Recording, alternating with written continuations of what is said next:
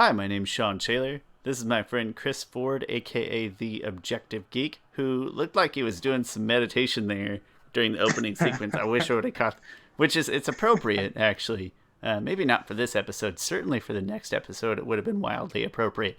Go ahead and break out those yoga stretches, Chris. I'm not going to judge you. Well, I wasn't doing yoga. I was trying to, there's the theme. I was trying to time it perfectly to the dun, dun, that plays right before this. I'm pretty sure I didn't. I don't know because I actually can't hear it while it's playing, which is kind of strange to... it's one of those things, it's like a media type that just plays during that time, but it doesn't output into my speakers. So I just hope it works. It seems to work. I don't know. It seems to show up every week. There's a lot of things. I wonder if people know... let me just put this out there. If any part of the podcast seems like lazily done, it is purely me. It has nothing to do with Chris. It's me going out of my way to avoid editing after the fact and rendering, an hour and a half of video or whatever. I try to do everything in OBS while recording. So if anything seems cheap or lazy, it's all me. Right before each episode, you can hear your mouse click. So next time, you can listen for it. Oh man, I never noticed that. Now I'm embarrassed. I'll get like a silent mouse. I will go out of my way to buy a silent mouse too. The difference is when we output the recording from OBS, which is like the streaming recording software. I don't have to do anything to it. If we do it well, I can just put it straight on YouTube. But if I had to edit it, I have to put it in the software, in the editing software, which takes a certain amount of time. Got to actually edit it, and then I have to render it and create the output file, which sometimes we talk for a really long time. If you've listened to us before, you know we talk for a long time. And some of those files take, an hour to render, and I don't even know what to do for an hour because usually it's time for bed. So I'll spend $30 on a silent clicky mouse to get rid of that sound if it means I don't have to edit. It is worth my time. But what I'm going to do is I'm just going to be like, it's because we're organic. We want people to get the real us, but it's really just laziness. That's my long-winded intro, Chris. How are you? I am doing great. Yeah, great. I just passed 100,000 views on YouTube, so that's pretty cool. I saw that. Congratulations. It's worth pointing out that Chris also has like a real job and like two adorable young children, and he does other things too. So 100,000, that's very exciting to me, and to you, I hope it's exciting to you. It is. No, it's very exciting, yeah. So take that in some context when you get excited about 100,000 views, podcast viewers. It's a big deal. Chris, I think if you go back and watch like your original work versus your most recent stuff too, I think that your improvement is very noticeable, and I think you've done... I always think your videos are good, but I think you can see a noticeable improvement too, and that's exciting. It feels good to feel like you do things better. Oh no, I watch some of my old videos and I cringe a little, especially my early reviews. It's funny because my Ready Player One review, I had this guy who always commented on my videos, which is great. Like, it was always fairly good comments and stuff. All the comments have been good. But on my Ready Player One review, he was just like, "You need more energy." And I took that as like very constructive feedback. Like, oh well, thank you for that. And then like a month went by, and you watched Ready Player One. You did a review as a rebuttal to my review. So then I went back and watched my review after I watched your review, and I was like, holy crap, that guy was right. I do need more energy. I hate that review. I don't even know if I ever intended for you to see that review. I was just testing a microphone. That's fun. But, let that be a testament to like... Oh, I'm sorry, I interrupted you. Go ahead. No, go ahead. I was just gonna say, let that be a testament. I let that be a testament to like constructive criticism on YouTube is actually super duper nice, not just meaningless comments or the great work or whatever. All appreciated, but when it's constructive, even if it's simple, that comes through. Yeah, so since then I try and like just do simple things. Like you notice that I stand up in a lot of my reviews because when you stand up, you just are like automatically, I don't know, more voicious and you're more a little vibrant. And sometimes I still do reviews sitting down if it's more thoughtful or something like that.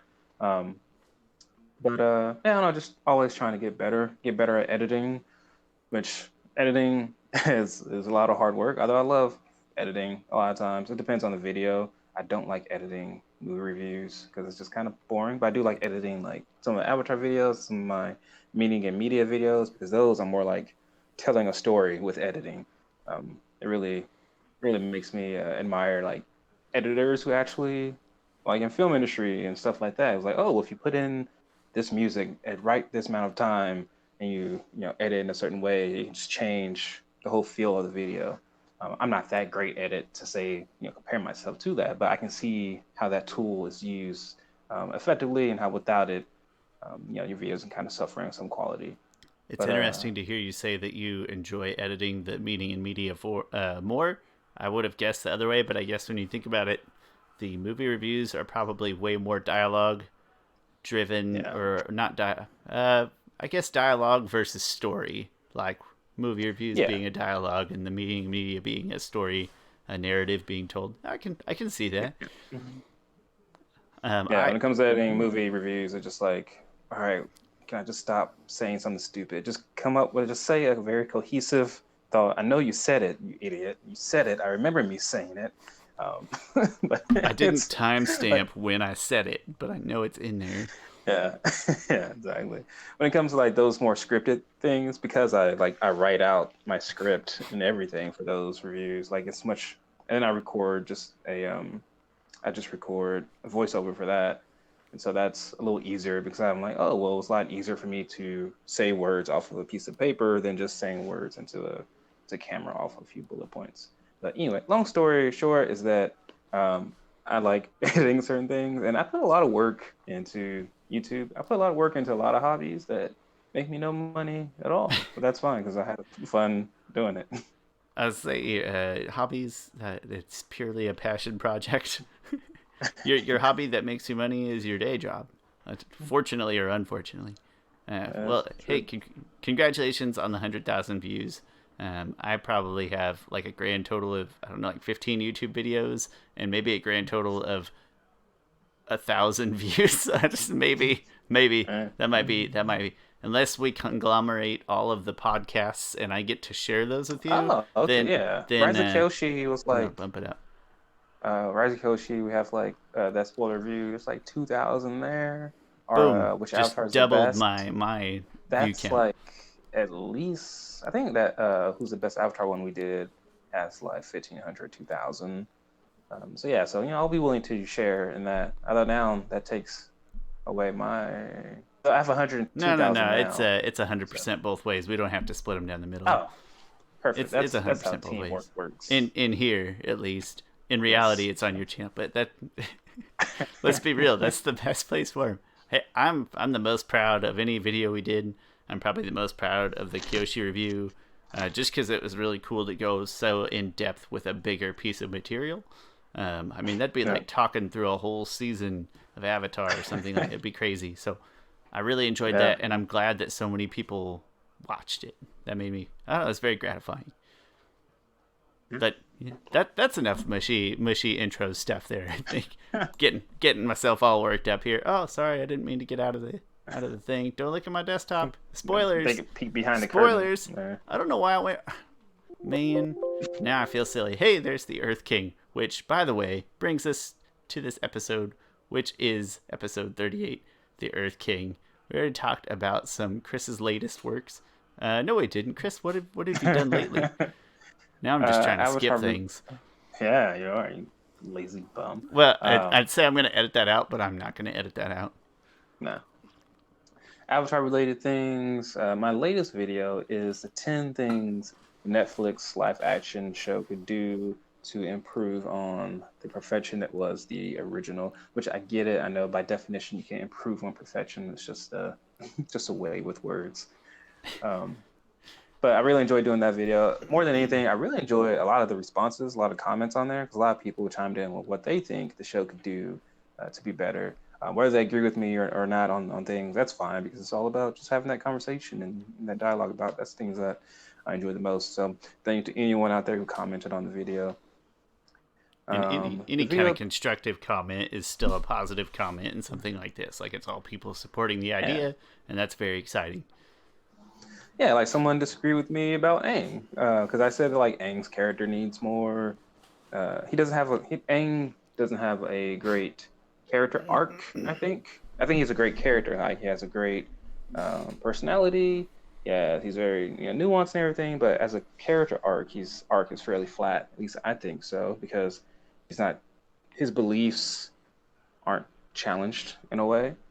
He has the same beliefs when he first started out and when he first ended, which is great. Some characters are like that. There's a there's a certain writer name. I forgot her name. Anyway, she wrote a book about writing character arcs, and she says that the positive change character arc is all about the main character confronting a lie that they tell themselves. And when she said that, I was like, oh yeah, that makes absolute sense. In every single movie I watch or anything like that, when I feel like the character has a really great character arc, it's all about the lie they tell themselves. Like for Zuko, the lie he told himself in the beginning is that he needs his honor back, get his father's love. We'll talk about Korra. Her lie that she tells herself is that she is the most powerful person in the world. She can do anything and save the world through that. And by the end of it, both those characters have confronted that lie and don't believe in that lie anymore. And like it's also similar to the movie Inside Out, where Joy thinks like, oh, joy is the best emotion there is. And then by the end of it, she's like, oh, well, no, joy is not the best. All the other emotions are very important as well. But anyway, my point of that is saying that someone was just like, no, I think Aang has a great character arc, very nuanced and everything. I was like, well, yeah, he's a great character, but his arc is flat. And because of that, I think the show could do more to not necessarily make him change his beliefs and everything, but at least make him more impactful on others, which I don't feel like he has like that great of an impact on everyone around him. Like he has a great impact on the story, but not necessarily a great impact on what people believe. Like he doesn't change the hearts and minds of people. I kind of would like the show to do that. I think at best he kind of just maybe digs his feet in more firmly into his own beliefs by the end, which is represented in how he no spoilers, but how he closes the third book. And I wouldn't change that because I like when characters are firm in their beliefs, even though the whole world is telling them, even though the whole world is telling them, hey, you need to conform to what the world is now. Like the world has been at war for 100 years. Like if Aang changed his beliefs, he would have killed Fire Lord Ozai, for better or for worse. But I like that him as a character is like, no, I know better than the world. Reminds me a lot of like Mulan, right? Mulan, I feel like has a fairly flat character arc, but she goes through a lot of stuff. But by the end of the movie, her beliefs are the same, right? She believes that she didn't change that much. Everything. She maybe just convinced a few.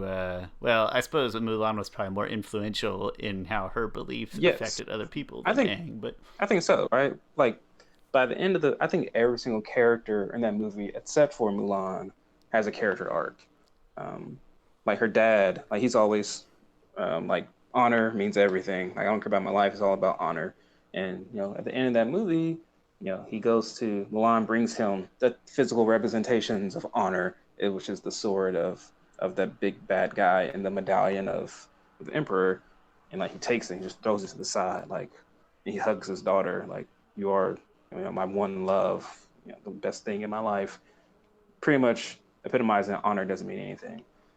Every character kind of goes through that, whether they change their beliefs on women and their roles in society. Like every single person in China does that. By the end of it, they all are bowing to Mulan, a woman, because she changed the hearts and minds of everybody. All right, so her character arc, her beliefs didn't change that much, but she changed the beliefs of everyone. So I feel like Aang could do more to change the hearts and minds of everyone around him. But I wonder if, after book 3, and you probably have some kind of answer, but I'll get to the comics at some point, sort of the aftermath of his decision with Ozai, and, if we just don't get to see some of that in the movie of his effect, not his arc, I agree with the part about his arc, but maybe the influence that his decision has on people around him, and maybe that's present in the comics, or maybe it's not, but I'm looking forward to finding out, I suppose.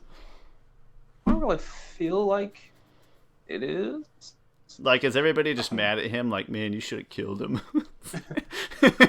No one really brings that up. In the latest comic book, which I think is one of the better ones for like the Aang storyline, he deals with like taking away the bending of Ozai. Like someone was like, "Yeah, you should have killed him." No, like killing him would have been a mercy. What you did was worse. Right? Was taking away his bending, because this story was all kind of about awesome. equalism. I like it. Yeah. This villain lady, Aang was deliberating whether he should take her bending away, and she's like, "No, I would rather die than you take my bending away." And then he's like, "Wish granted." Okay. No, I'm just kidding. It's you know, Air Nomad teaching is like no killing unless the person asks you to. If someone is asking you a request, how you as an airbender are not going to honor their request? Pop cap, whatever. Yeah. Actually, I was thinking. He pulls out a gun. Right, he's not going to kill her with bending. He's not going to disgrace airbending like that. He's going to use at least firebending, and so it's more on brand. It's not until next season, but I don't know why I thought of this. But on the Painted Lady episode, it's like it's with these characters, these sort of serene guardian spirits and things. Not just in this show, but in anything that has something similar. It's always like this, like a serene, all-knowing kind of spirit that's just got nothing better to do. But like, what if that spirit was more like just an average middle-aged person? Like the Painted Lady just strolls up to the town and like, what in the hell do you guys want? Like, I got other spirit things to do. Like, come on, what's up? And I don't know why I thought of that. It's just like all these spirits are always like calm things, like town protecting guardians and things like that. I can't think of other examples off the top of my head. When I was watching it, I had a couple, but we'll get to that episode. That's a whole season away, and we've got jam-packed lots of content in between now and then. I can put off my middle-aged spirit dreams for another time.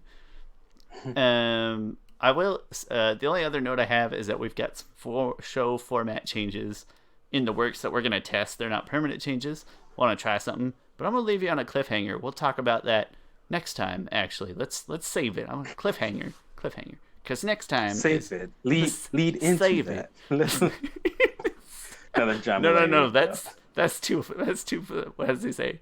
That's too much. First, I'm gonna push it. John Mulaney. I have AIDS. Oh no, that's too much. Don't lead in with that. John Mulaney, please be on our show. If anyone's watching this who don't know who John Mulaney is, please go watch John Mulaney stand up. It is really great, and it's fairly tame. It is, and he has a nice wide appeal. It's not like don't let like 10-year-old kids watch it maybe, but I don't know, PG-13. And John Mulaney, if you're watching this, know that the Diner Lobster skit is my favorite SNL skit of all time. It's marvelous. Anyways, we'll go ahead and roll on into the episode because it's a pretty exciting one. It is called The Earth King. It's episode 38 or 18 of Book 2 Earth. Chris, you want to walk us through the episode? Yeah, sure. It starts off the game. It's just got Apple back. Like, things are going good, right? For, Sokka thinks like, all right, we can finally go and tell Earth King everything, and other members of Team Avatar. Like, Katara's like, hey, maybe we should just cut and run, while we can. But they're like, and that they seems agree, like all right, let's go. It seems like what they should do. Like, they do a pretty good job of like, we just escaped this horrible trap. Let's get out of here. Yeah. But then Sokka does manage to convince everybody. That jerk. Yeah. Even I'm ready to be out of Ba Sing Se. I'm done with it. Worst city ever. Yeah. I agree. So then they all decide to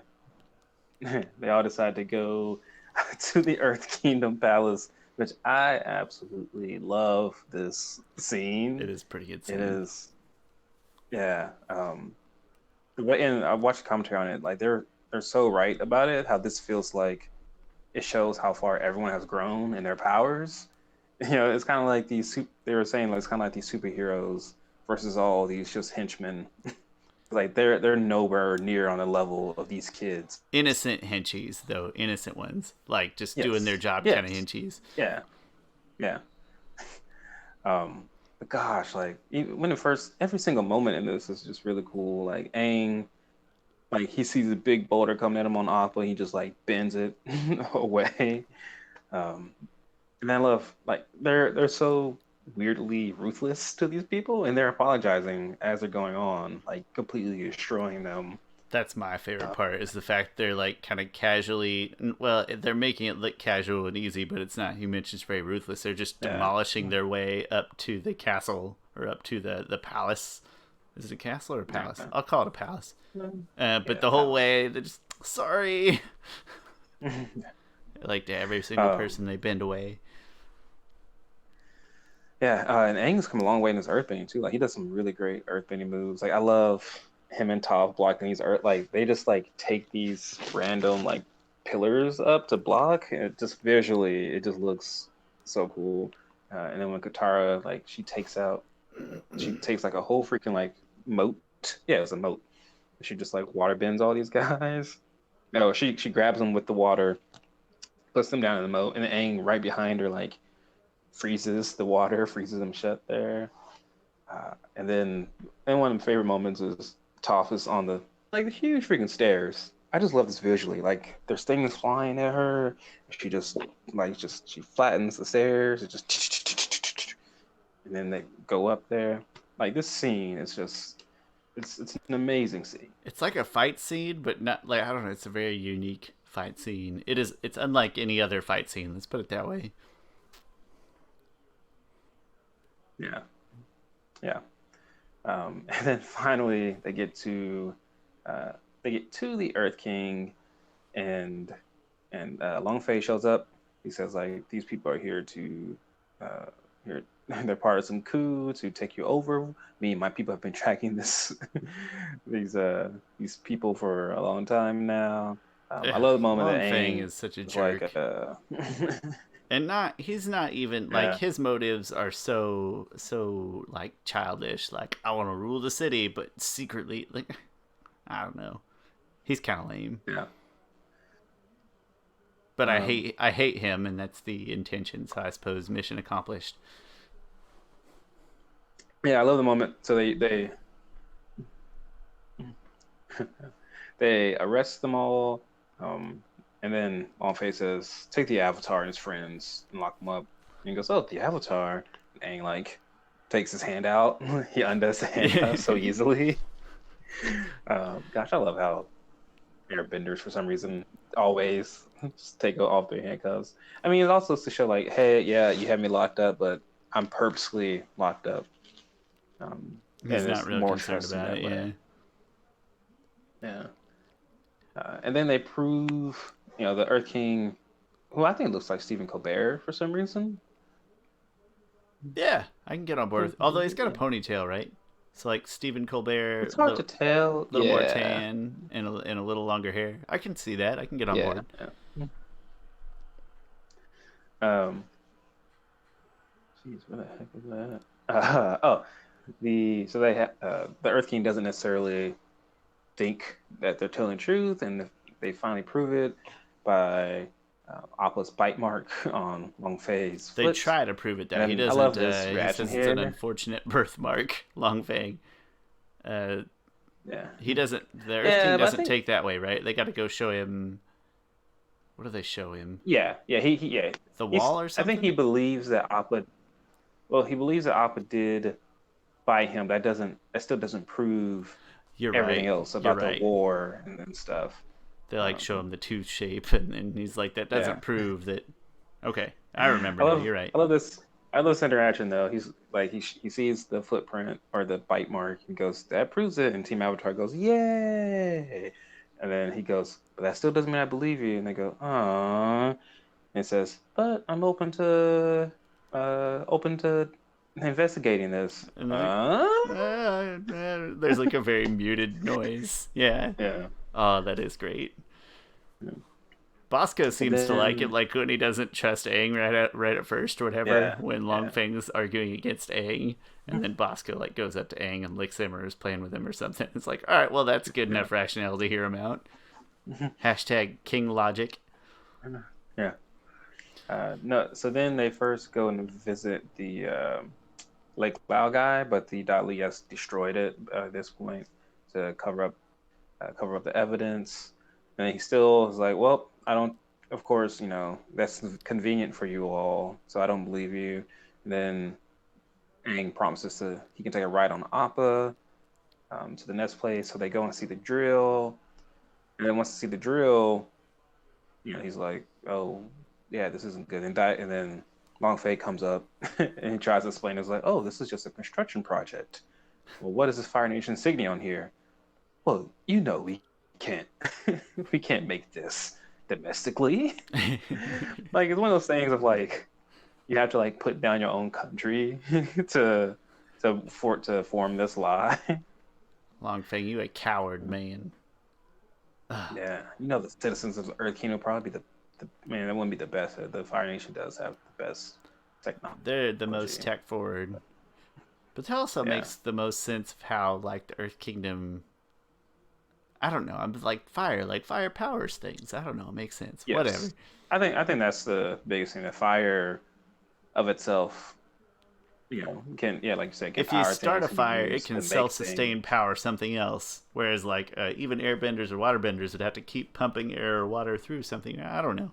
It's a weird way to look at things, but that's how it works in my head. Like that's why they're industrial ahead of schedule. Yep. So then they finally arrest Long Fei, and of course Sokka says, Long Fei is long gone. And then he laughs about it himself. Like, oh, I've been waiting to use that one. We do get some solid Sokka episodes in the next couple. Yeah. Oh yeah, I love these couple episodes. I do like Sokka a lot. He's come a long way. Good job, Sokka. Yeah, and then is that it really with Long Fei and them?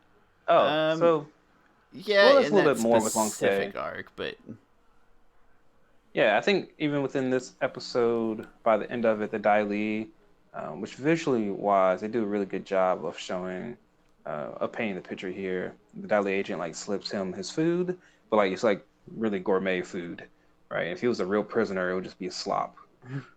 And that's to show like, that's to visually show you immediately that they are still with him, and then they, audio wise, they tell him like, the generals and the Earth Kingdom soldiers are loyal to the king, but we are loyal to Long Fei. And Long Fei knows that he's still running things. So that's how his part ends there in that episode.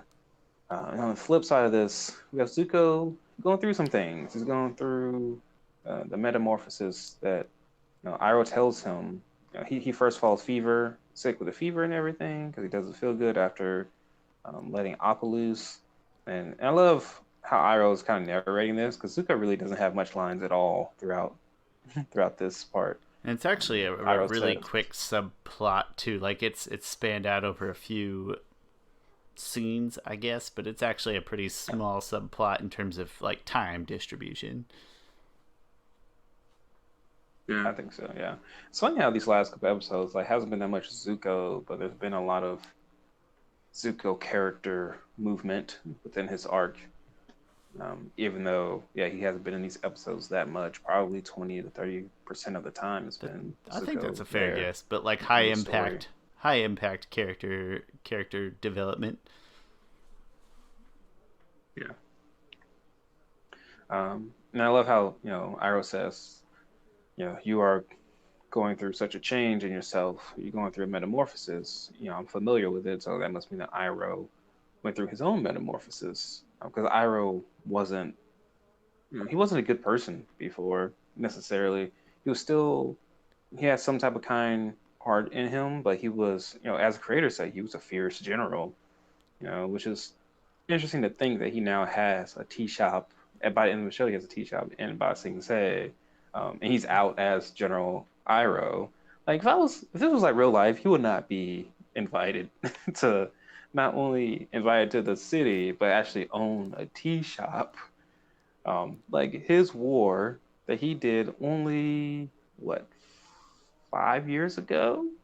That he attempted, or his siege ended, or something like Yeah, five yeah, within a like 5 years within a ago. lifetime. That's for sure. I don't know the Yeah, timeline, but it was recent. it was. Zuko's been banished for 3 years. So I think before that was probably 2 years that his mom uh was banished.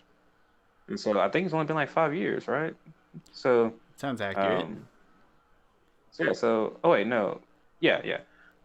So Iroh just 5 years ago was laying siege to this city, which means But they don't know he's dozens, if Iroh, not right?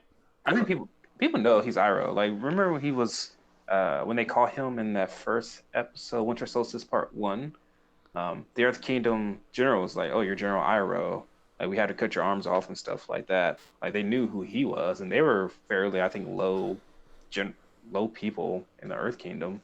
I mean, they weren't low people; they were soldiers, but they weren't higher up that knows everybody. They were just regular people. I mean, Iroh's pretty famous. I mean, he was the Fire Lord's son. He was going to be heir to the Fire Nation. I mean, like even I know Prince William and stuff, right? That's funny because I do not. I didn't take any implication. I couldn't name him. I mean, if you put his caption on the photo, I could read it. I actively avoid most news, and I'm really sorry. I try to keep up on specific integral politics, but I generally avoid news, and that makes me feel bad to say it out loud. Sorry. I mean, I just thought you would know Juan. what Prince William looks like. Maybe I could pick him out of a lineup if he was well dressed and the rest of the lineup was like a typical cartoon lineup of prison people or something. I could maybe pick him out. But I didn't take any implications that anybody knew he was Iroh. Did you? Like in the episodes? Yeah, and those from the general didn't know he was Iroh because they say to him like, "You laid siege to Ba Sing Se." They're pointing a finger at him. When they captured him, it was about to cut off his hands and stuff. Like, they knew it was Iroh. I can't remember. You said that was at the end of season 1? That was Winter Solstice Part 1 because that's the episode that Iroh sees Roku's dragon. It's spirity. Huh. Yeah. Interesting. Okay.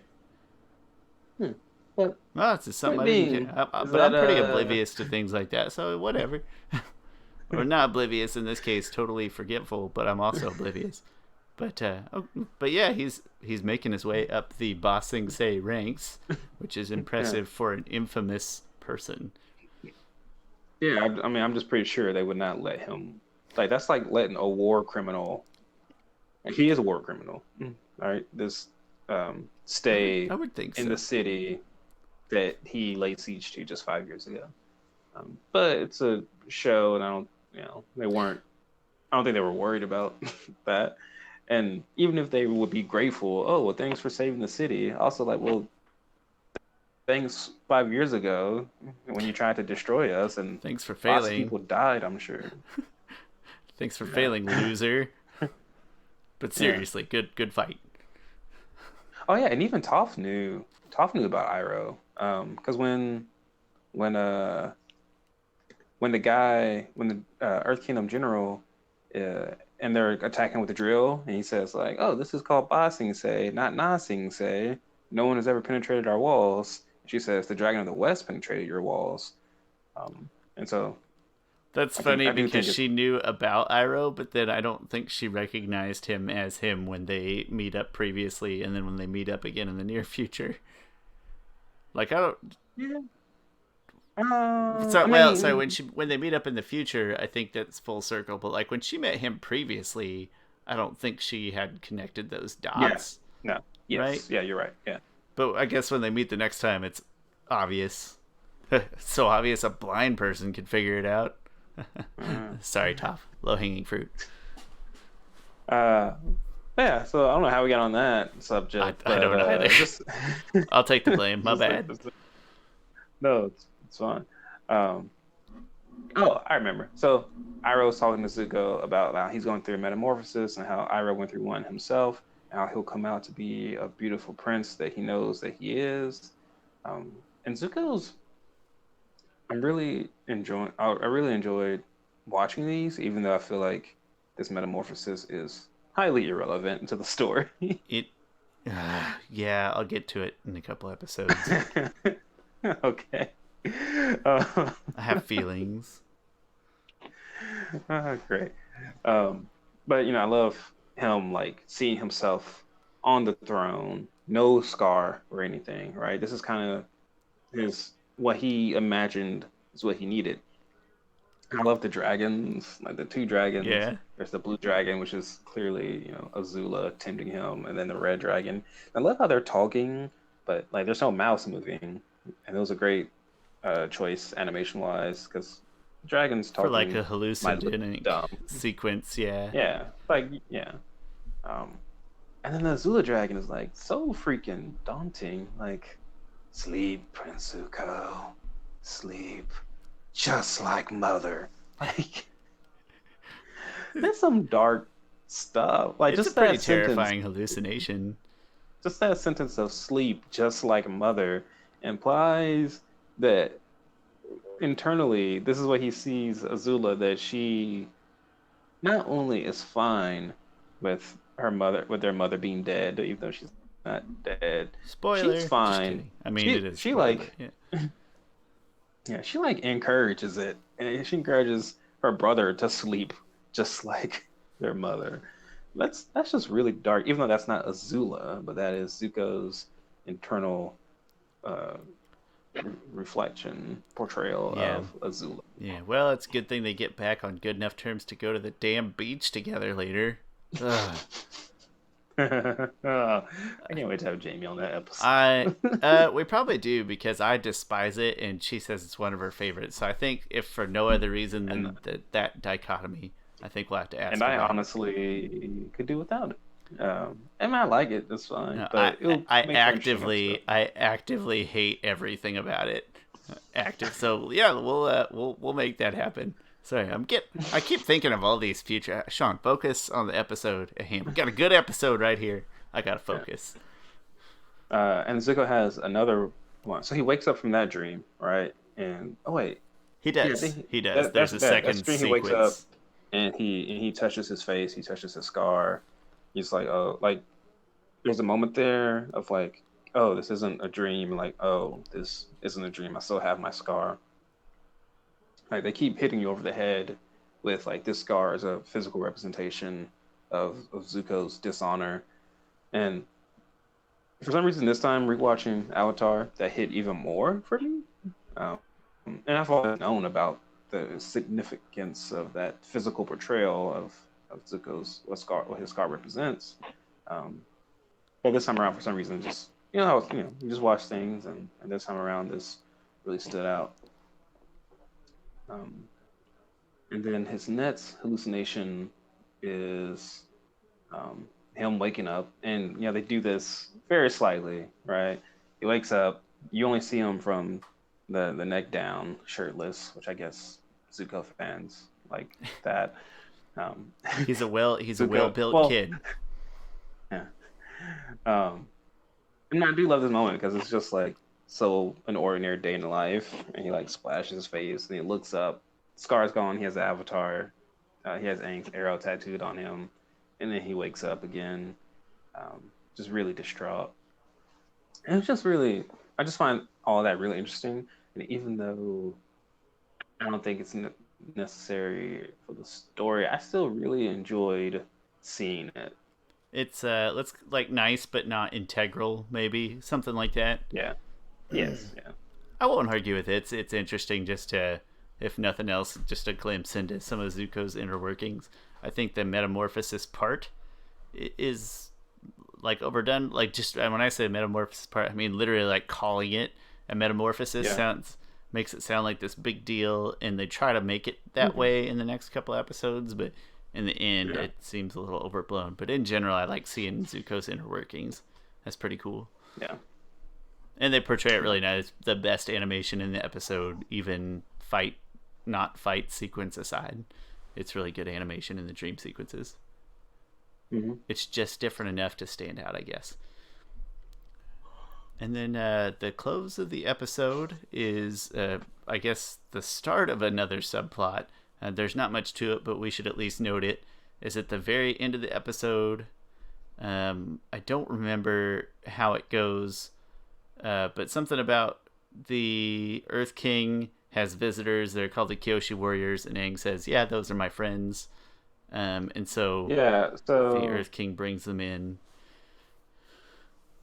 Yeah, and real quick before that, once they finally get the Earth King on their side and everything, they start formulating this plan. Now they're like, well, now we gotta break up, right? Because they get some information that Long Feng been holding from them. The letter from Group Atik that was on Appa's horn.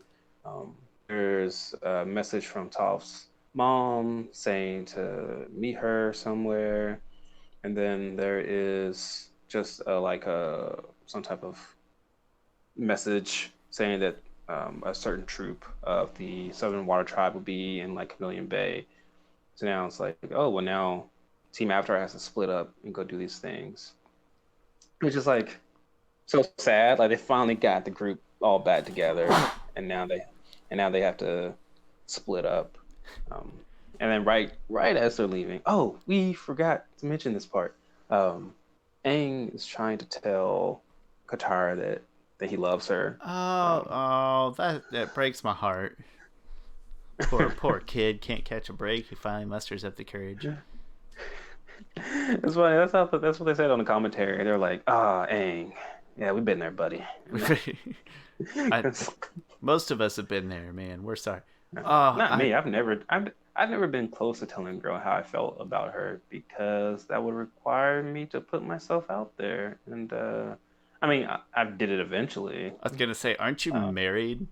I've talked about you having kids earlier. I actually have a really good story, and I won't share names, and it's nobody you know, actually, so it's not important.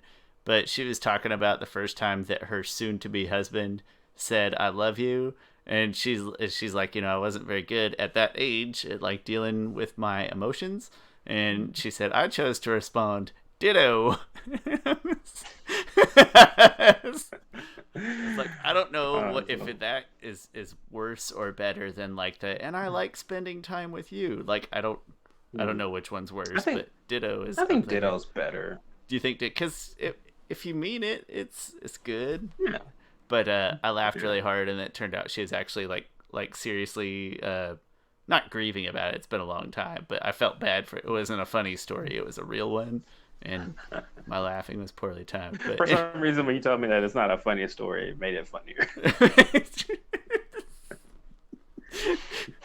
Because I laugh at things. I find things funny. But hey, people, moral of this story, don't go tell your loved ones you love them.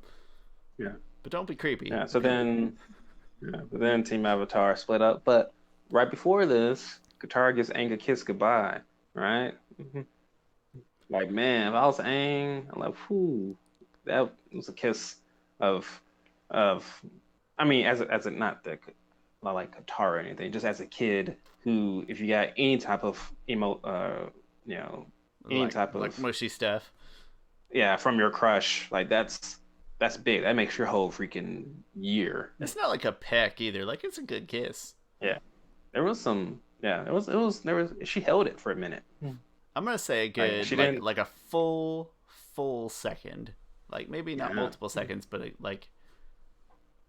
it was intentionally held. So it was a good kiss, good work, and way to go, buddy. Made his life.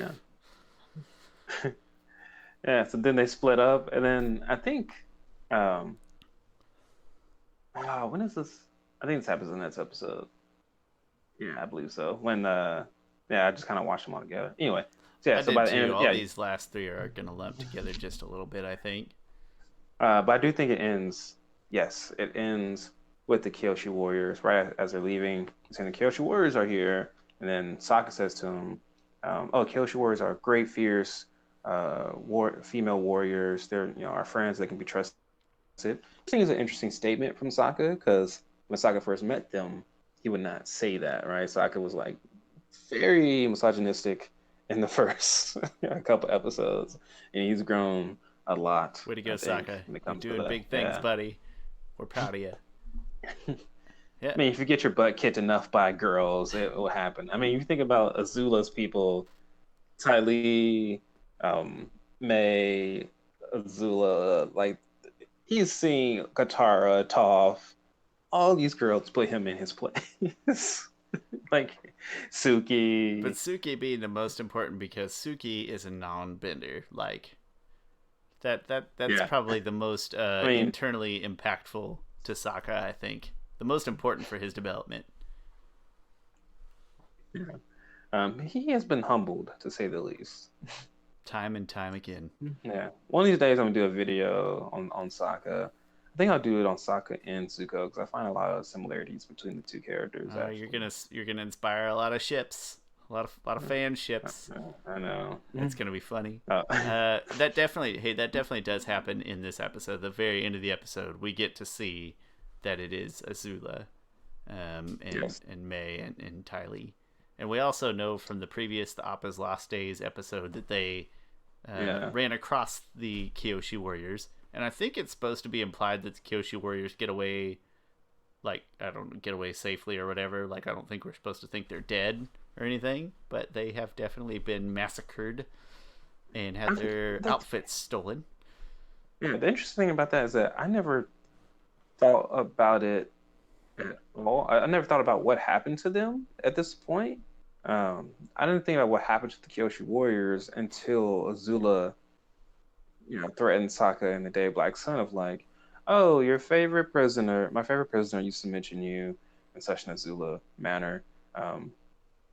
What a jerk. Until then, I just thought, oh, maybe Azula just like in her gang took them out, like knocked them out, and then took their clothes. But no, they knocked them out and then captured them, which I guess that makes sense Azula wise. I mean, she's not that deadly of a person that she would just kill them. And she's tactical, bait, trade chips, whatever. Also, she's very kids show. A number of people die in this show. Don't get us wrong, but not everybody dies. It's not Game of Thrones. Yeah. So that's how that episode ends. Ends on ends on a kind of a dire note. Like, all right, things were great. Now we're going into this solid little cliffhanger from this one.